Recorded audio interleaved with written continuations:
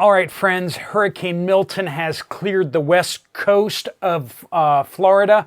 Tampa is now free of the storm, as is some of the interior. We're just starting to see some of the damage assessments coming out. Initial videos are basically coming from where news reporters actually happen to be and the things that they captured on camera during the storm. We're going to start getting waves of people uploading information.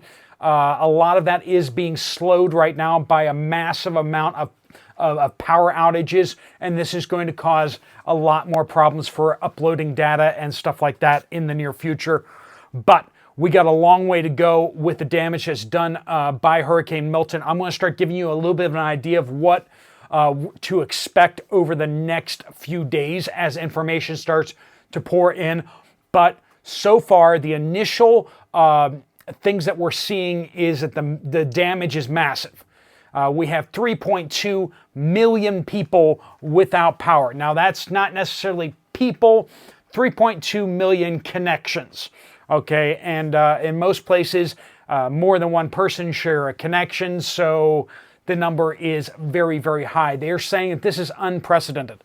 Just for scale, of the massive amount of power outages with Hurricane Helene, this is 3 times more power outages than what we saw at the peak of Hurricane Helene.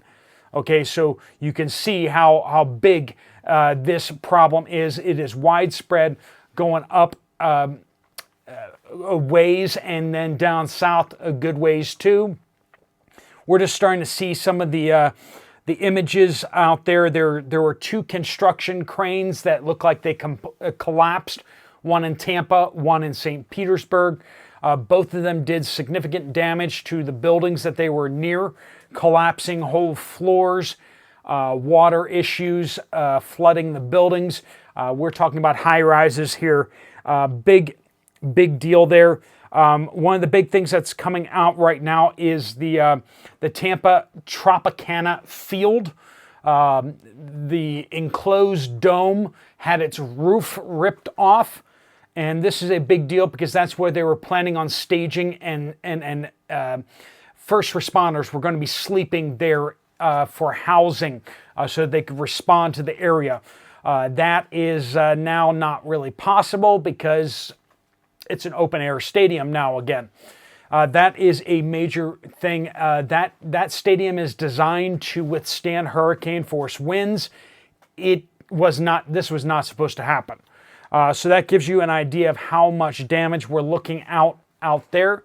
A lot of flooding, especially in Hillsborough County. We're starting to get reports from the sheriff out there who started doing some tours. One of the big problems is one of the areas where they were telling people to flee to. They told people to evacuate out of certain areas and to go to certain areas, and some of those certain areas actually got flooded themselves. So that was not what was supposed to happen out there. 18 inches of rain in St. Petersburg, which is mathematically 1 in 1,000 year rain.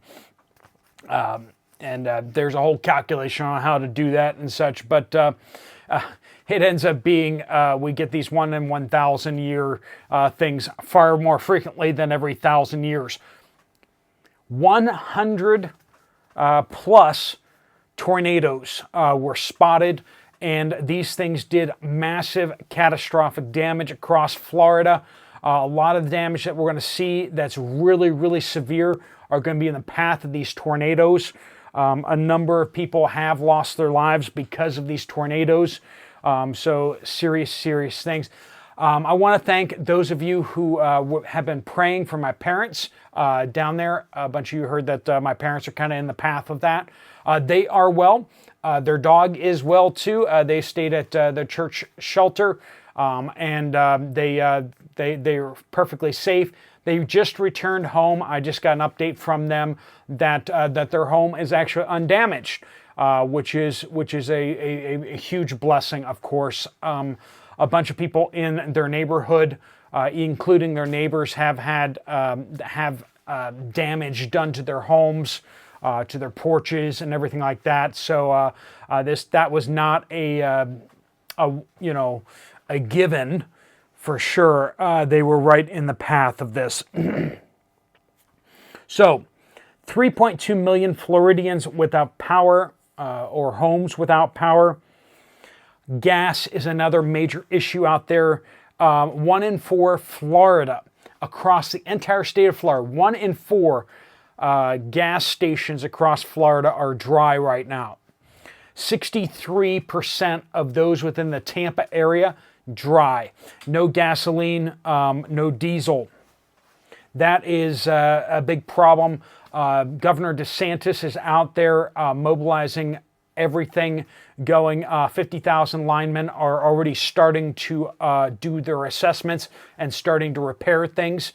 That is unprecedented too. We've never seen that many linemen staged before the issue. And one of the things that that's out there, it's being saying, is that Donald Trump actually hosted, I believe, 275 of the linemen at Mar-a-Lago, helped them stage and gave them housing so that they would be prepared on site to start responding to the areas. We have one candidate squawking their mouth about not using storm minimizing language, and then we have one candidate who actually, out of his own pocket, actually providing housing for linemen to respond to this disaster. I don't know, make your choice. But for those of you tracking Lieutenant Dan did survive in his 20-foot boat. If you're not familiar with that, you can Google that. But basically, a medically disabled veteran who had just gotten his yacht, a 20-foot yacht. It's all he owns, and it took him many years to save up and to get this yacht. He was not about ready to let it sink, and so he decided to ride out the storm in his yacht. And a lot of people were wondering whether he was going to make it. This was in Tampa Bay, I believe. And he made it, and he is all right. He said that it was a little bit rough overnight, but he made it. All right, so in addition to that, what we're also seeing out there is, like I said, lots of flooding in Hillsborough County. Most of that was actually just rain. So we're seeing a lot of places where they got so much rain that the rain flooding is a big deal. Now, we haven't heard too much yet about how bad the storm surge was, but it sounded like the storm surge in Tampa may not have been so bad. I actually heard some reports out there that the storm actually sucked the water out of Tampa Bay. I don't know all the stories yet. We're going to get a lot of that in the coming days. Expect a lot of information to come out, and then some people are going to sift through that information and find the pieces that sound the worst, and then they're going to echo and amplify those, and then there's going to be some unsubstantiated reports out there for sure that they're going to sound so bad that people are going to repeat those ad nauseum, so much so that they're going to then be people are going to think it's true, even though they're not true. So oftentimes with these types of disasters, there's very focused damage. The kind of stuff that the camera crews are going to try to get in the background. And this is what's going to happen. The mainstream media is going to set up their cameras right in front of that string of houses that got hit by a tornado, and they're going to be like, look at the damage here in Florida. It's like this everywhere. And it's like, no, it's not like that everywhere. The damage that looks catastrophic is going to be relatively focused in certain areas, but then there's just going to be widespread, lots of stuff that happened. Stuff that doesn't really translate well into pictures, a fence that came apart and the pieces of it went into a person's house and just ruined a whole bunch of stuff. The water that shingles got torn off this roof, and rain came down through the roof and has ruined the house. Stuff like that is very common. Storm surge came in, and the whole first floor is kind of toast. We're going to see a lot of that, but as the damage assessments happen, we're going to see how widespread the damage is, and then also how much impact there is. Also, one of the big things we're going to be watching is how fast the power gets turned back on. As we see the power coming back on, it will let us know kind of what we're really looking at here. And we're going to start getting reports in the near future about water systems that are out. Power out is a problem. Water systems out, big problem. Of course, we had a lot of that in North Carolina. We had a lot of that like with the Asheville area, where the water system being out is way worse than the power system being out. Now, if the power system is out for long enough and to the water treatment facilities and such, then the water system is basically out too. But then they can bring in generators and they can just apply direct power to the water system, and they can get it back online that way.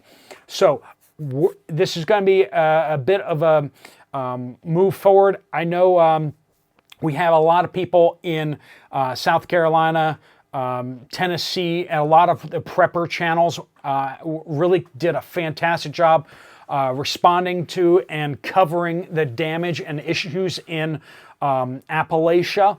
I know we don't have quite so many folks down in Florida, so I'm going to kind of jump on that a little more because my parents have some insider information.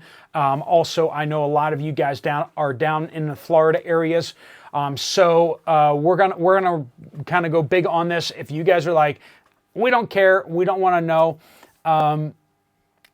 let me know. But we're gonna chomp on this as best we can and try to get you the best information possible and let you know directions to be giving Samaritan's Purse, giving to Southern Baptist Disaster Relief Florida.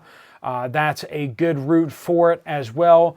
There are other, if you have a denomination that has disaster relief, that's a great way to go. Most denominations have some sort of disaster relief, disaster response. If your church is going to be doing something to respond to it, great, wonderful. Like I said, a lot of you probably aren't seeing the needs just yet as much right now, but believe me, it's going to come in the coming days. The issues in Appalachia are very bad. Now, Florida has a fantastic disaster response part of the government. The government is all over this, whereas North Carolina government is a little more inept. We're not going to say about which political party seems to run the North Carolina government, but we'll just lay that one out there. And FEMA is also going to be not really responding to this one as well, because politically where it is. But Florida is going to be taking charge and making things happen. So I expect good things to be happening, but there's going to be a lot of damage and a lot of things to be seen out there. All right, friends, that's what I got for you this morning. This afternoon for you, this evening for me. I just had a very long 29-kilometer day hike, and I'm now in this like capsule hotel sort of thing. It's like a super mini hotel. It's cozy and more than I need. So I am blessed to be in it. I'm dry now, and we survived the hurricane here, Hurricane Kirk, the remnants of that. Blessed to make it that way. And honestly, all day I've been on edge, waiting to hear the report from my parents, and I was starting to seriously think about, what would it look like for me to quit here, hop on a plane, and get down to Florida to help my parents if they had a lot of damage down there. So doesn't look like I'm going to be heading to Florida as of this moment. We will see but we'll see how things develop in the next week or so. But I will be down there in about a month, a little over a month was the plan already to get down there for Thanksgiving, and possibly see what needs to be done down there damage-wise with the hurricane relief and such too. We'll see about that too. All right, friends, thanks so much for watching. If you want to get some more information from this channel, there's another video right up here. I'll see you over there, or I'll see you guys later. Steve Poplar of the Poplar Report out.